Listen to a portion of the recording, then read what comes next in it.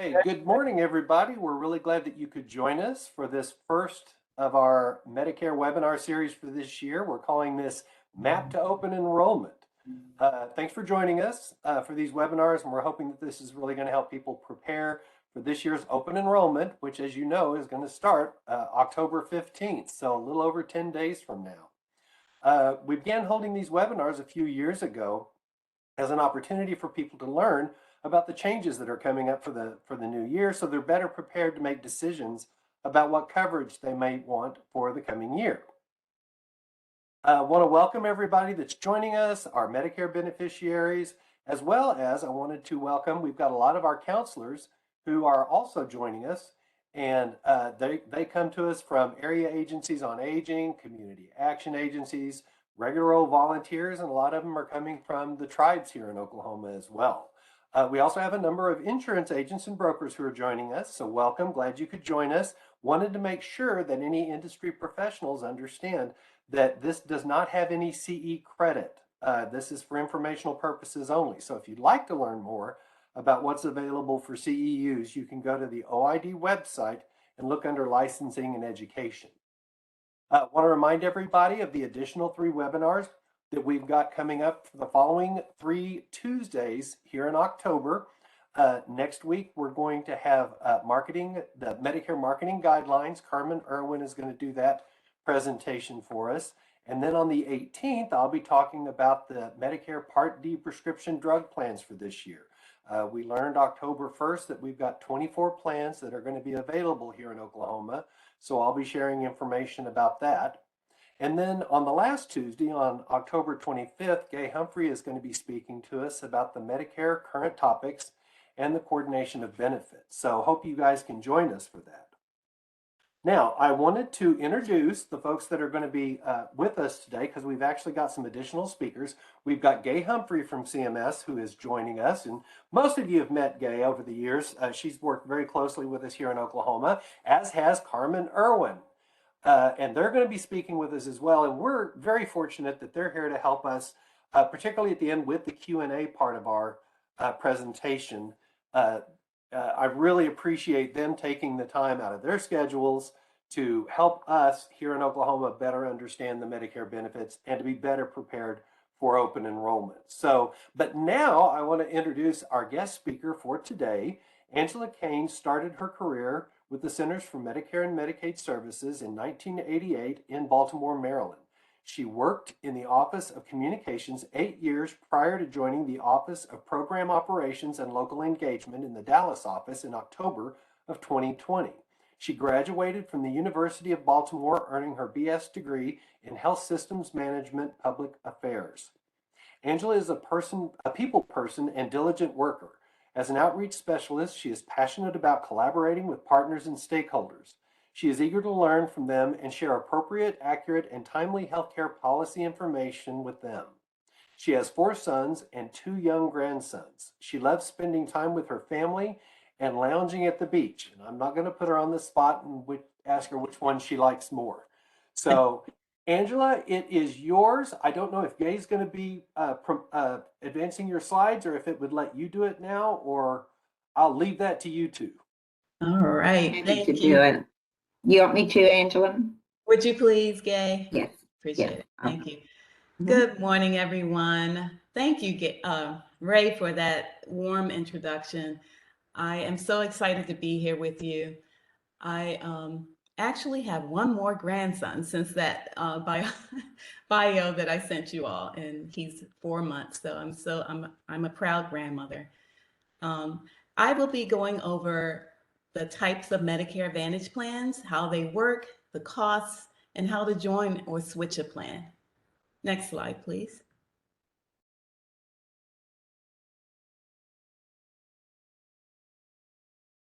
Gay, are you able to advance to the next slide? Thank you. So we have a disclaimer. This information was current when it was created. The contents don't have the force or effect of the law, and our U.S. tax money paid for it. Next slide, please. Medicare Advantage Plans.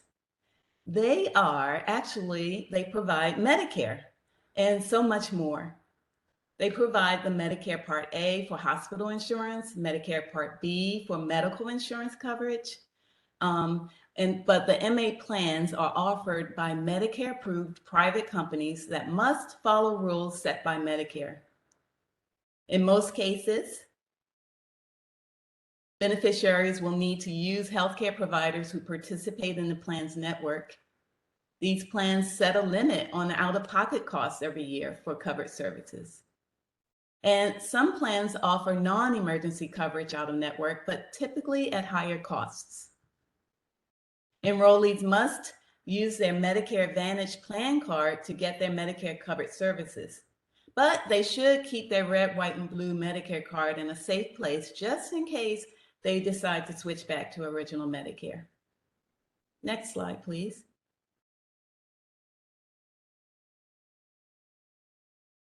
Thank you. So Medicare Advantage plans provide, this slide shows all of the different services and the coverages. It provides the same rights and protections as original Medicare.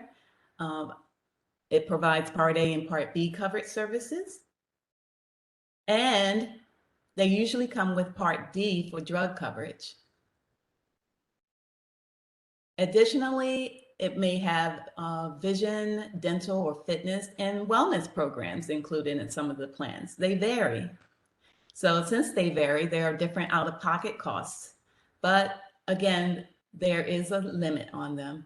Whereas in original Medicare, there is no limit on out-of-pocket costs.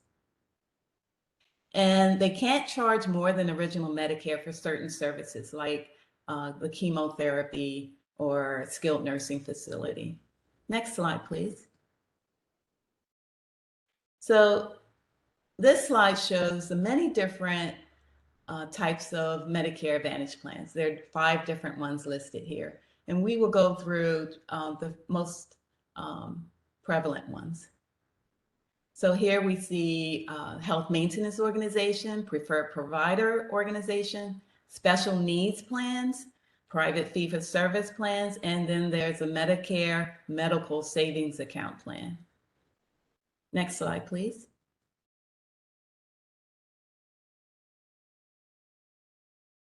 So here we have a list of questions, and then we have the answers to them. So the first question is, can a person get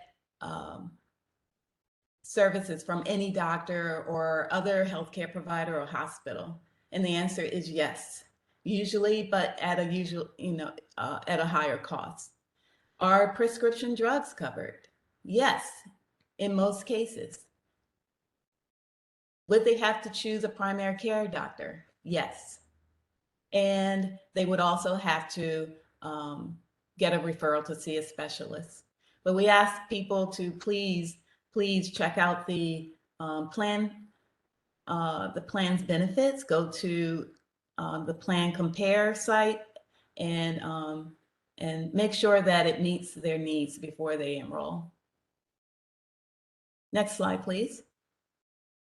For the Medicare Preferred Provider Organization, or PPO plans, a person can also get services from any doctor or healthcare provider or hospital, but again, at a higher cost. Prescription drugs are usually covered. They won't need to choose a primary care doctor, and in most cases, they don't need a referral to see a specialist. And again, we urge people to please research the plan and their benefits and their providers network and the rules and make sure it fits them. People are, everyone has different needs. Next, we're going to talk about the Medicare Special Needs Plans, or SNPs. So a person that is using the special needs plans, they have services out of network and some that are not. their prescription drugs are covered. They usually do need to choose a primary care doctor, and they usually have to have a referral specialist. SNPs, or special needs programs, customize their benefits, provider choices, and lists of drugs or formularies to meet specific needs of the groups of people they serve. Next slide, please.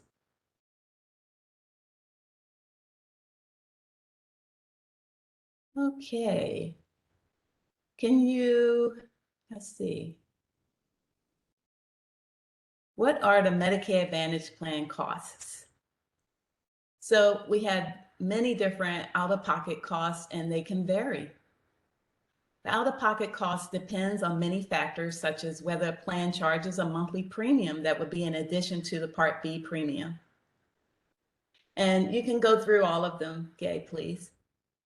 The standard monthly Part B, I just wanted to go over it, for 2023 will be $164.90. It's currently $170.10. Some may pay more depending on their income from 2 years ago.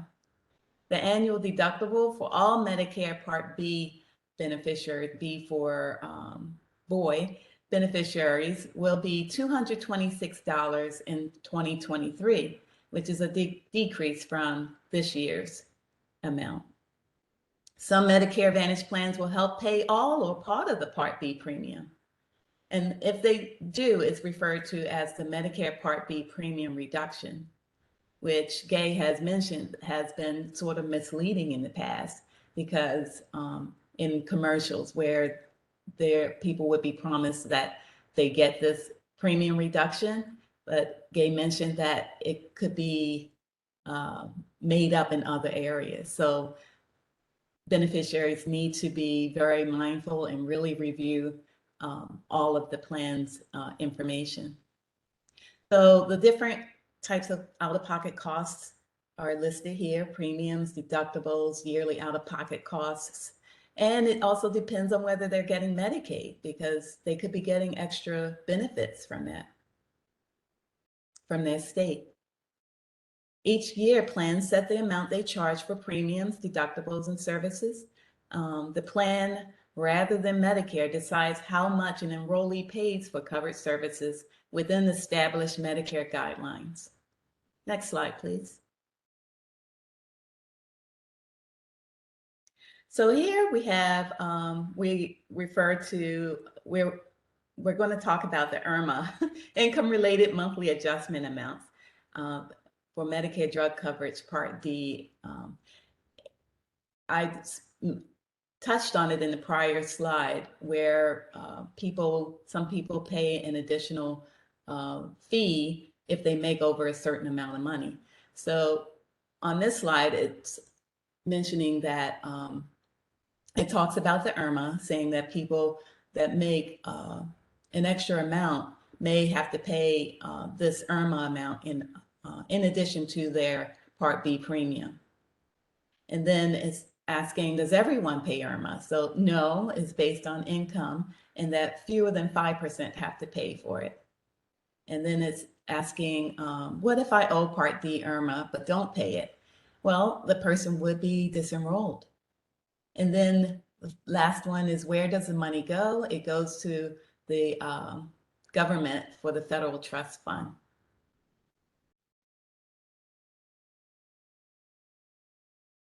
And we want to let you know that if the enrollee disagrees with the IRMA amount due to a lower income, they can contact Social Security and let them know, and probably provide proof that they are making less and that they should not be paying that additional IRMA amount.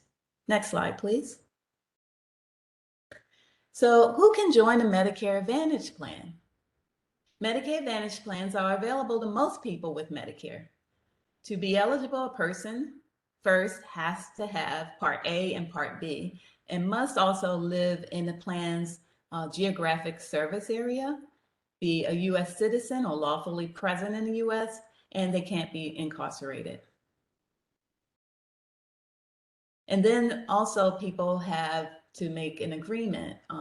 Here on the right side, it shows that they would need to provide certain information to the plan, follow the rules, and only belong to one plan at a time. Next slide, please. Here we have different ways of joining a Medicare Advantage plan. People can join online, by phone, or by mail. If they go online, which is probably the most efficient way to go, they would go to medicare.gov/plan-compare, enter their zip code to find a plan, and then they can also log in for personalized results. They can select plan details to get the plan's contact information. And then they can call 1-800-Medicare or fill out a paper form, or of course, contact their local SHIP office, such as Ray. When a person joins a Medicare Advantage plan, they'll have to provide the information from their Medicare card, the date of their Part A and Part B coverage, start date, and yeah, and that's pretty much it for this slide. Thank you. Next slide. So a person can switch or disenroll from a Medicare Advantage plan. They can enroll in another plan during one of the enrollment periods. Those enrollment periods would be the initial enrollment period, which starts 3 months before their 65th birthday and includes the month of the 65th birthday and the last 3 months following the 65th birthday. They can join during the Medicare Advantage open enrollment period, which starts January 1st through March 31st, or they could join during a special enrollment period, which would be due to a life-changing event.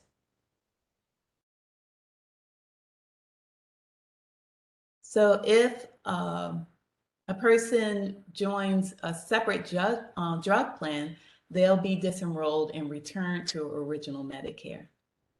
If they want to disenroll, they can contact their current plan or call 1-800-Medicare or the SHIP office.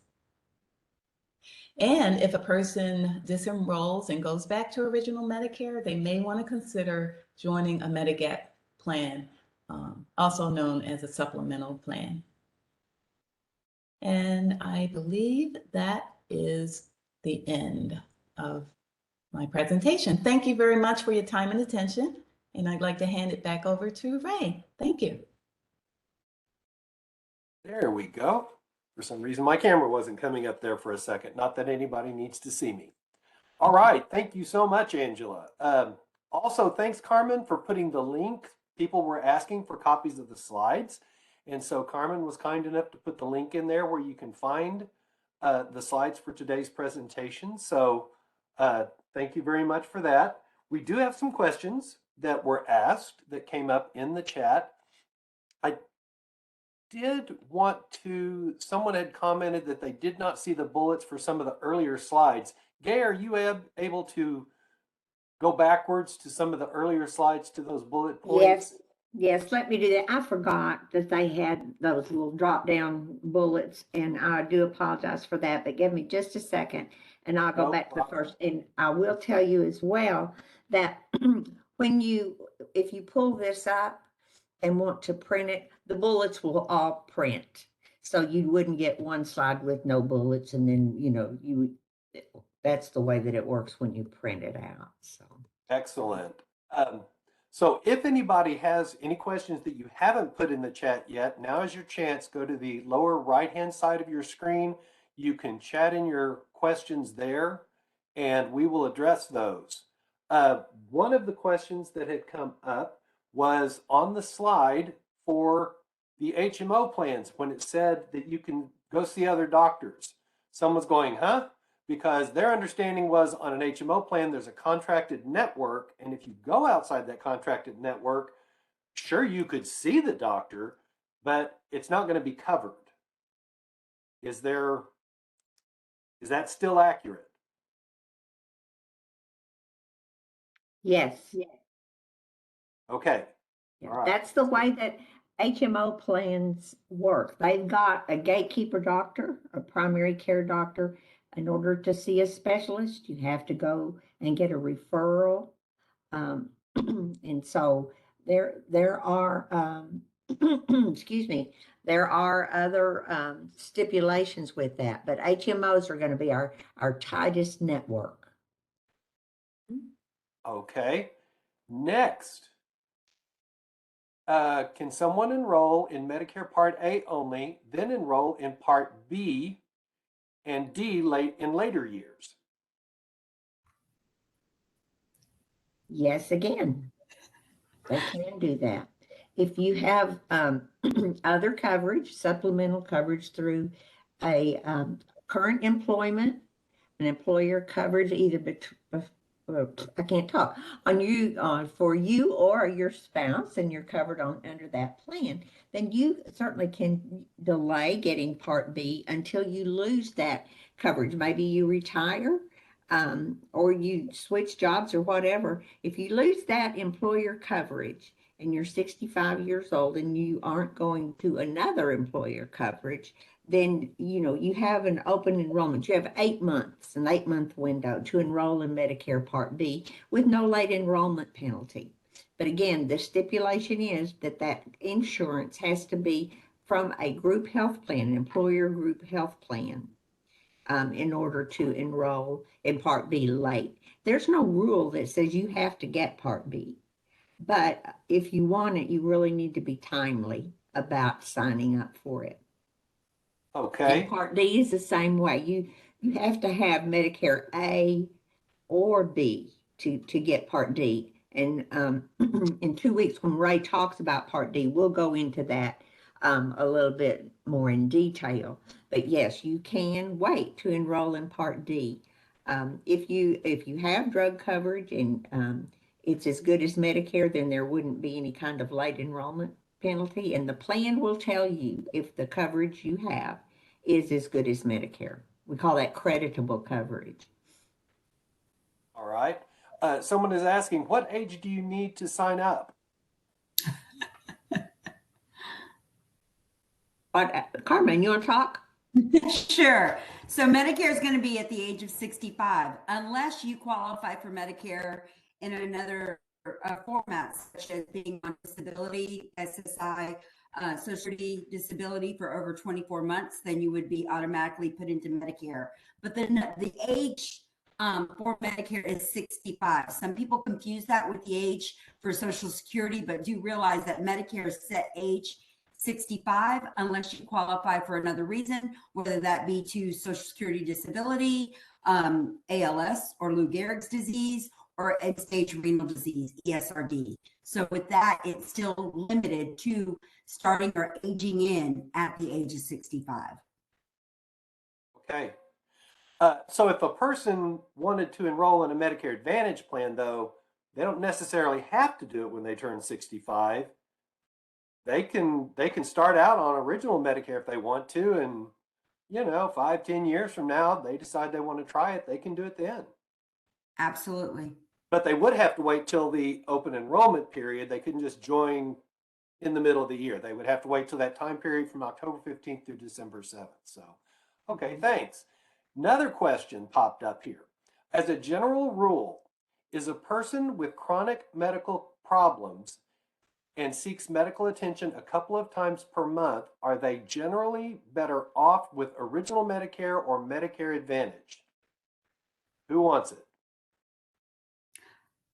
I would just like to say, I'm sorry, I would just like to say, as an individual, you need to do your due diligence to see what fits your health care needs, whether that be original Medicare or whether that be Medicare Advantage. Your main concerns would be ensuring that your current provider, whether it be a physician or clinic or hospital where you go to get your continued health care, you want to first verify that they would be or will accept that Medicare Advantage plan. So I don't think in the matter of choosing, it's going to be due diligence on the part of the individual to verify that whatever healthcare they're getting now would be equally accessible if they chose a Medicare Advantage plan. Okay. Next question. I have Medicare Part A, but not B. I use my wife's company insurance. I will have to set up Part B through SSA first before I do any Advantage plan. And that is correct. Yes, you would have to get your Part B started. Now, if you're still covered, and I'll take this one, if you're currently covered by your employer, your wife's employee insurance, you can join. You can call Social Security and join Part B at any point in time while you've got that coverage. But as Gabe pointed out, once you don't have that coverage anymore, you've got up to 8 months to go ahead and start your Part B. Probably not a good idea to go 8 months without Part B because that's your outpatient coverage, and that's when something's going to go wrong. At least if you're me, that's when something's going to go wrong. So don't go there. Okay, Angela, can you clarify? You're saying that would be a special enrollment period. Are you talking about on the Part B? Oh, that was for joining, having a group health insurance. That was from a past discussion where Okay. Gabe was saying that as long as you have a group health insurance, you have up to 8 months Yeah. to join. But it's called a special enrollment period. That's all. That's all I was saying. Did we cover the special enrollment periods? Like there's that one if you've got employer coverage. There's the one that if you move out of the planned service area, so like if you were to move from Texas to Oklahoma, so you're no longer in the service area, that's another one. What are some of the other special enrollment periods that come up that will allow a person to change? I think another one would be if they qualify for Medicaid or have special, like get extra help from the state. And there's another one, but I'm not. If they moved into a nursing home, Thank you, Kat. yeah. So moving into a facility like that, that offers one.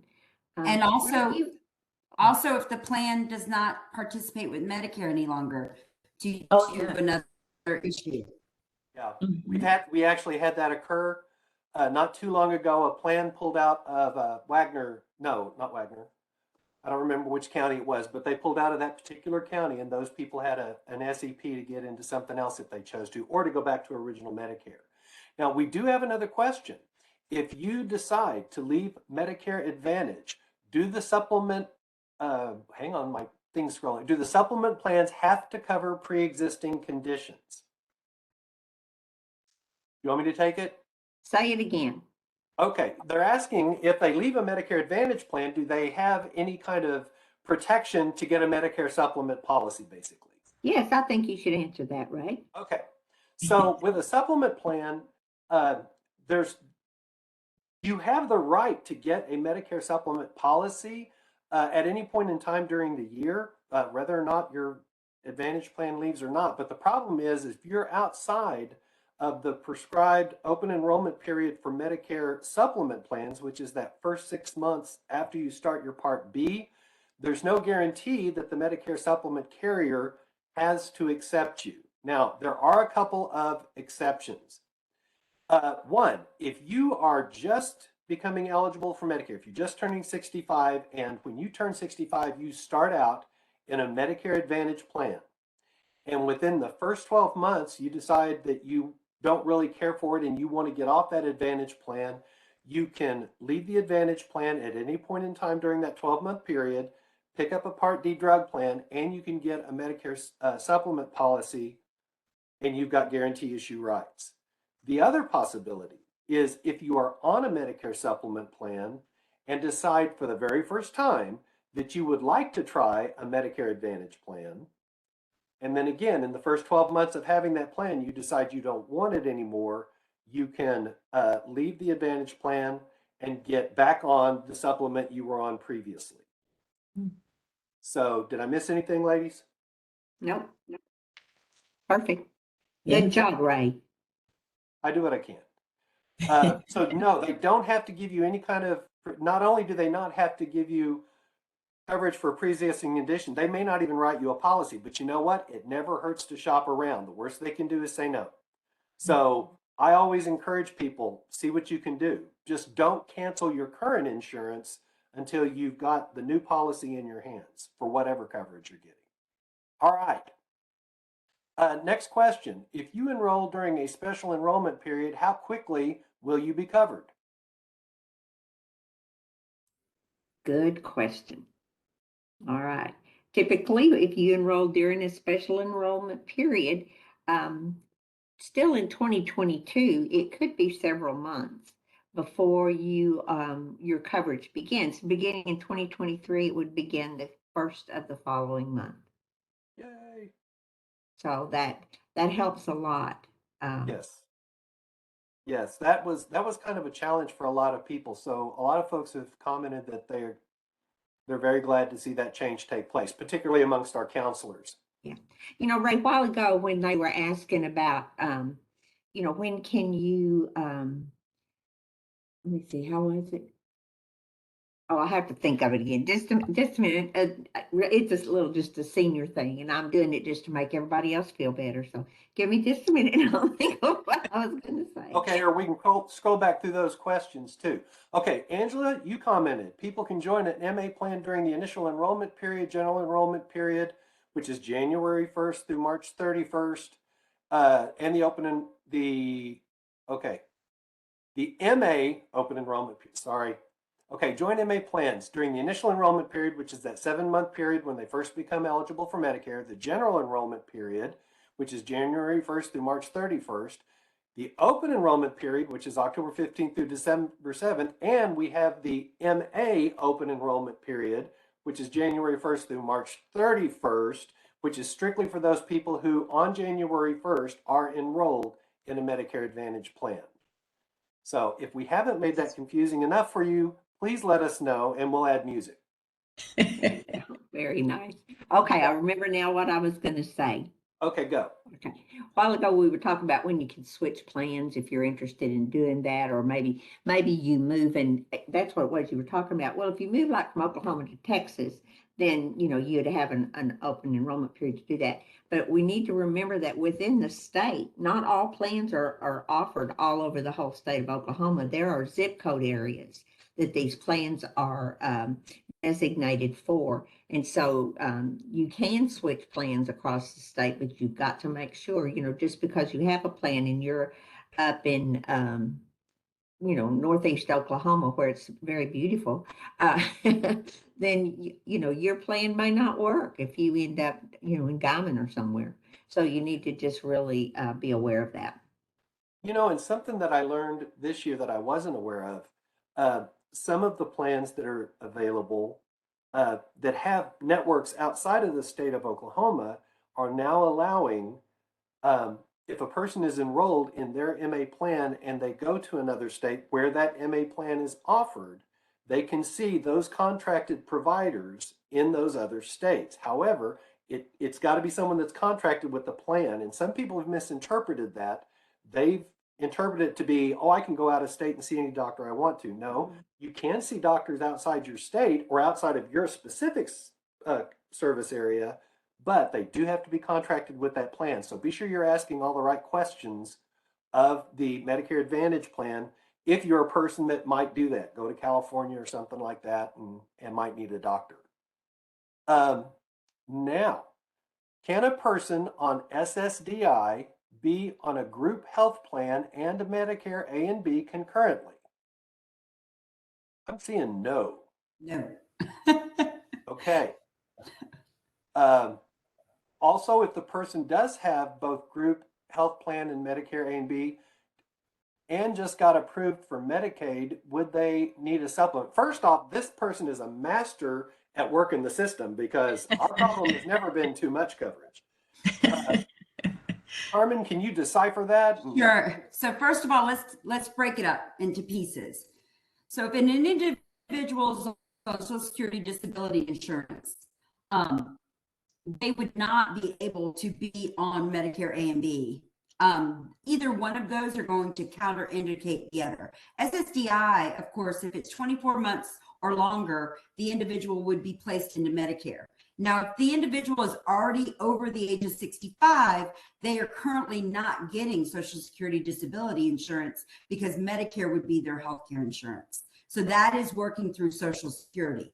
The group health plan, as far as having SSDI and a group health plan, again, I believe they counterindicate each other because the purpose of the Social Security disability insurance is to provide that healthcare insurance to an individual who's disabled.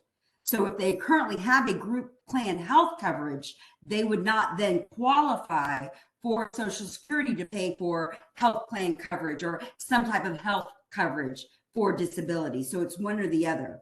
In addition, I believe it says if they just got approved for Medicaid, would they need a supplement? If you're currently a dual eligible and you have Medicare and Medicaid, there's no need for supplemental insurance because the whole process for Medicare being your primary payer and your secondary payer being Medicaid, that pretty much allows for the coverage. In addition, you're qualifying for Medicaid due to economic situation because it's a state aid. So the need to pay out of pocket for a supplemental insurance kind of counterindicates the need for Medicaid because Medicaid means that you don't have the financial ability to pay for additional healthcare costs. So that one's kind of everything kind of the kitchen sink and everything, but you have to break it down because again, to qualify for Social Security disability insurance is because you don't have healthcare coverage for that disability. So if you're currently being covered under a group health plan, you would not then qualify for Social Security disability insurance. And if they do deem you eligible, both would not pay. More than likely that group health plan would either drop the individual and you would take the Social Security disability insurance. So in a nutshell, they all don't work together because they're provided due to the fact that the individual needs health care. So it can't be multiple layers. And again, SSDI through Social Security disability insurance would end at either the 24th month. Once you go beyond 24 months, you come into Medicare. But then again, if you've already aged 65, you would be taken off of Social Security disability insurance and placed into Medicare. So there's a lot of different factors there. I wanted to mention a couple of different things. One, if the person, let's say the person started out on Medicare with a supplement and became eligible for Medicaid, they would have the ability to suspend their supplement policy for up to 2 years. And that's a whole nother discussion that we can talk about. But the main thing I wanted to make sure, since this is a presentation on Medicare Advantage plans, and we so often hear people confuse the terminology. If you're really talking about a Medicare supplement policy or a Medigap policy, then this is what we've been talking about. However, if whoever asked the question is asking in reference to a Medicare Advantage plan, then if a person is on Medicare, whether it's due to disability or due to their age or whatever, they can get on any Medicare Advantage plan that's available in their area. They don't have the same issues as do people related to Medicare supplement policies. In other words, they can't deny you because of any current or pre-existing health condition. I hope I didn't make that more confusing. I just wanted to make sure that whoever was asking that question wasn't using those terms interchangeably like sometimes occurs and causes a lot of problems. Someone was asking the best place to get a list of the plans that are available in their zip code. And I'm thinking the best thing to do is to use Plan Finder, that tool that's on the Medicare.gov website. It's super easy to use. You go on there and you click on find health and drug plans, and it walks you through that process. Now, you can call us at our office. We're happy to help you with that process, but wow, they've made it so user-friendly now. And particularly if a person goes in there and creates their Medicare.gov account so that they can see the claim that Medicare has received for them, the preventive services they need. It's a really great tool, and if you don't know how to do it, we'd be happy to help you set that up. I'm scrolling, my screen jumps around. While you're scrolling, Go, girl. let's touch on, I saw early on someone put a note in there about tribal members joining Medicare Advantage plans. And I know there have been some issues with marketing issues for folks and some door-to-door salesmen that have signed up people in some of the tribes into Medicare Advantage plans that didn't even have a contract with the tribe. And so that is, it's a huge casework issue. And people are, put into these plans that don't cover their service area, or there's no providers for them eligible. So that is a big deal, and we've worked, individually. Ray has worked with the tribes in Oklahoma to, do some casework to get this all straightened out. But please be aware, and I know that we have some agents on the webinar today, and we're glad you're here. But as well as we do, there are some bad actors who are going to try to make a sale, however. And so we want to just make sure that, when we're talking to folks, and especially tribal members, if they talk about their insurance and all that, help them understand. I know the tribes are working hard as well to make sure that they understand that, yes, you are a tribal member, and because of that, we have some things available that the general public does not have. And one of them is Indian Health Service. However, we know that we do have insurance coverage in addition to that you can qualify for. But be very careful and make sure you check and make sure that any plan that you're looking at is one that has a contract with the tribe. Did I state that right, Ray? Yes, you did, very succinctly. Thank you. Next question was, if you have an employee health plan that will end on 12/31/22, can you enroll in a Medicare Advantage plan to be effective 1/1/23? Yes, but you need to wait till October 15th through Yep. December 7th.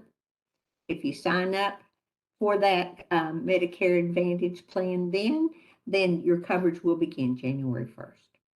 Very good. Next question. Someone is turning 70 and working full time. I'm assuming has group health insurance coverage, so they didn't sign up for Medicare when they turned 65. Wants to know if they're going to be fined. Well, the whole thing hinges on that group health insurance.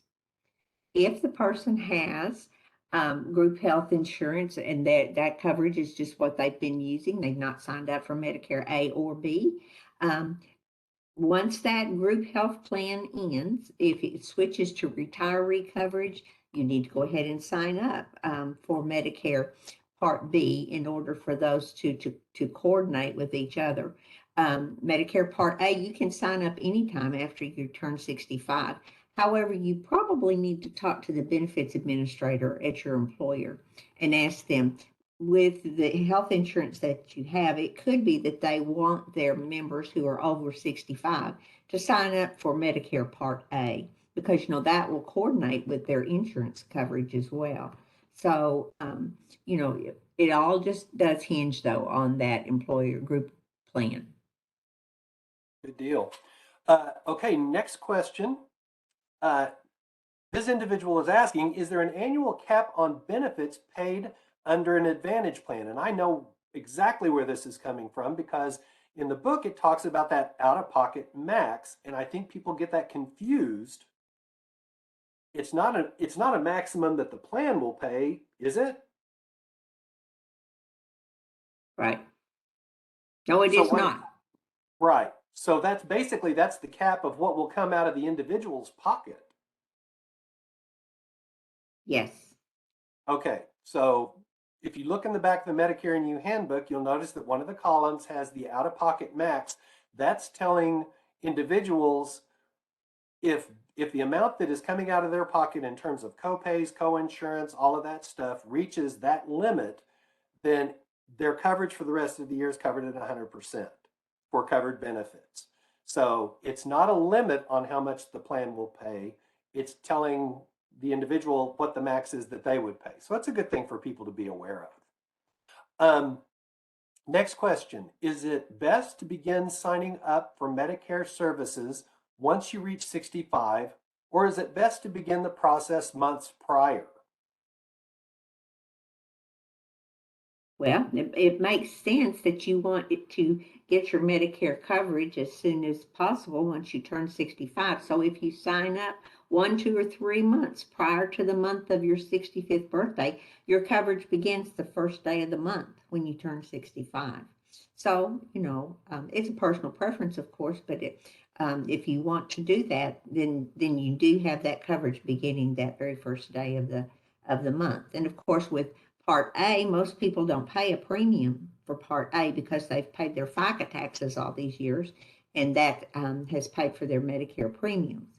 But Part B does have a premium. So if you want to hold off on paying that Medicare premium in 2023, which is $166 and something, isn't that right, Angela?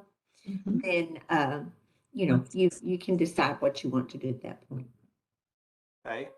Now, next question. As long as the company is not a small company, 20 or 50 employees to miss the Part B late fee, and I know what this person is asking, and I always get it flipped whenever I say it, but they're talking about, if we're telling people they can delay their Part B until, they retire, there is a limitation there. If you're employed by an employer group, who, if you're over the age of 65, if they have 20 or fewer employees, then then Medicare is going to be primary. So those people do need to start their Part A and their Part B.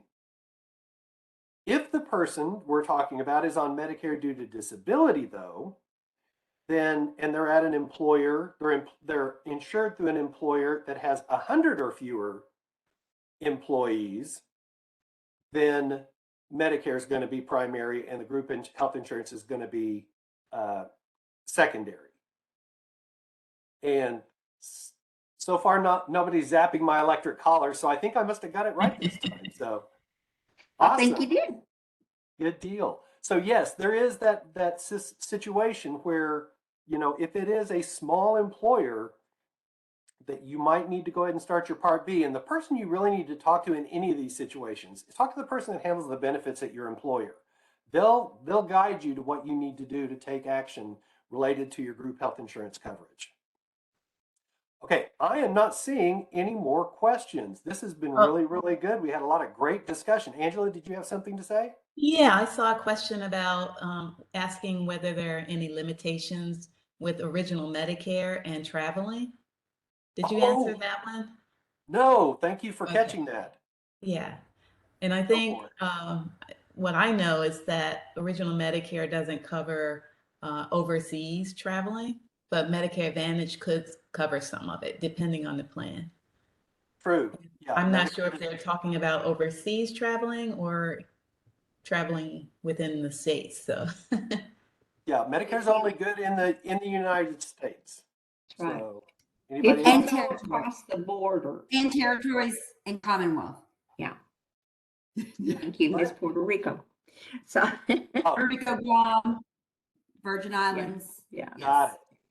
Yeah, and it gets into if you start looking at the information, it will also cover you if you're traveling from the continental United States in the most direct line to Alaska, it will cover you.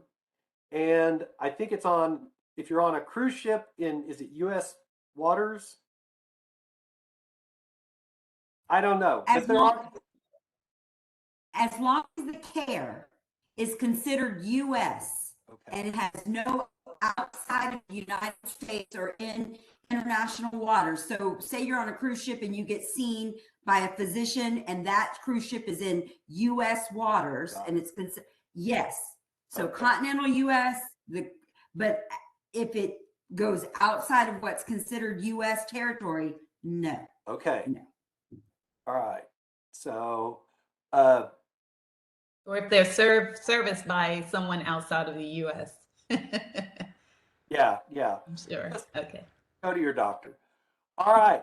Thank you guys so much for joining us this morning. I think this has been really, really good. I've enjoyed the discussion and great questions from the people that participated. I appreciate that as well.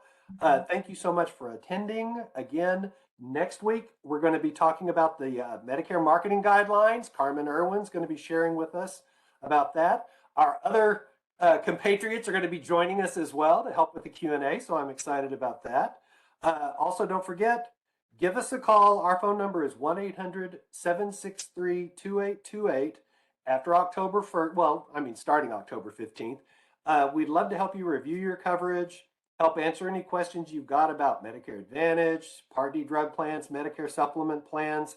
Also, if you'd like to know who the agencies are that we are contracted with to provide services where you live, we'd be happy to provide you that information as well.